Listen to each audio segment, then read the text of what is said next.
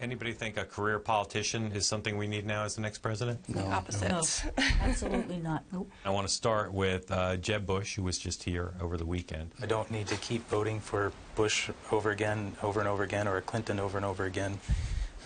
We need some fresh faces. The Common Core issue, I'm also a teacher, and politicians have no place in the classroom. I just don't like his stand on immigration, things like that. It's not somebody I would vote for.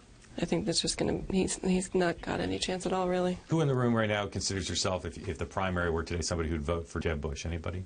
I'm just not a fan. I mean, I don't think the Bushes are generally bad people. If he was, you know, the only choice, then I would choose him, opposed to a Democrat. That's a ringing endorsement. But I don't know. I don't like him. I'm not for him. If he had become a candidate before the two of them, yes. But after his father and his brother, I don't think he'll have a chance. Anybody thinks he's got a good chance? No. Anybody think he's the front runner? Probably not. No. Who knows who Scott Walker is? Well, from what I understand, he's done a really great job in turning around the economy and so forth in Wisconsin, loosening up regulations, limiting the power that unions may have in that state. What he's done with regard to business, I think it was reduced taxes, and there were some other things. And everybody said, no, that's not going to work. But the state has done very well, and business has improved, and revenue has come in, and I think their budget has flipped from a negative to a positive. So that's where I stand from a business standpoint, and I see that as a positive. He didn't graduate from college. Does that concern you at all? No, because a lot of idiots came out of college. Rand Paul. I love his fight. He's not afraid to speak up to the people in Congress. In the beginning, I almost didn't want to admit it. Right. However, the more I hear, and I guess that makes me seek out when he's talking and hear him as much as I can.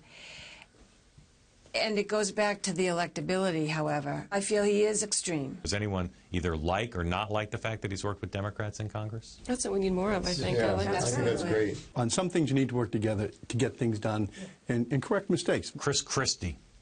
Who has a view of Chris Christie? He doesn't care what he says. He speaks up. He speaks his mind.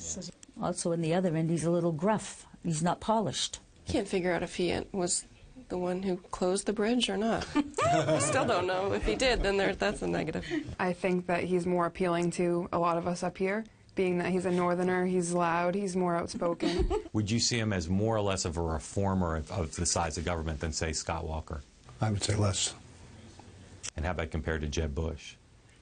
Oh, well, I don't know. If you had pressed it, I would think probably a little bit more, maybe. I think Jeb Bush is a big government guy, so. Marco Rubio. I do think he's an interesting candidate. What's interesting about him? He seems to be very passionate and pretty believable, at least at this point, in my opinion. I think he could really bring some voters over.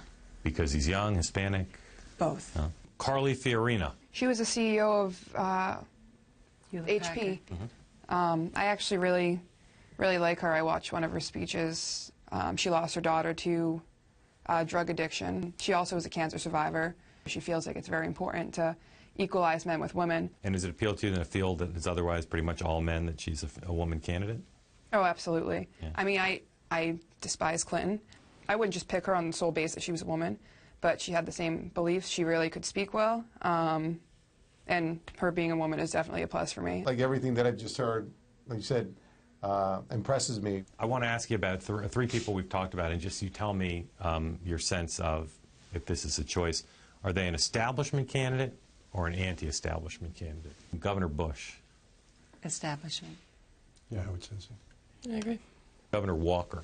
Establishment candidate or anti-establishment? Somewhat an anti-establishment, yeah. Daphne? Probably an anti. Bob? Yeah, I'd agree with that, anti. Yeah. Anti. Anybody see him as part of the establishment? Okay, and Matthew, I'll start with you on this one. Governor Christie, establishment candidate or anti-establishment candidate? Establishment. Yeah. Establishment. I'd say establishment. Who thinks Hillary Clinton is going to be the Democratic nominee? Raise your hand. Absolutely. Yeah, I think so. Steve, you don't think she is? I mean, I think that's good for us. Yeah. All right, we'll get to that in a second. Steve, you don't think she's going to be the nominee? I don't know. This whole thing with her email, none of it makes sense. Benghazi's a huge thing resting on her. I don't know that she can. Something else came up get after out of that, too. How do you figure out who's electable in a general election? Who can beat Hillary Clinton or whoever the Democrats nominate? If you have to define yourself as being different from everybody else to stand out and to, in theory, win, but the problem is that they end up being at the extremes, and we really need somebody, let's say, closer to the middle.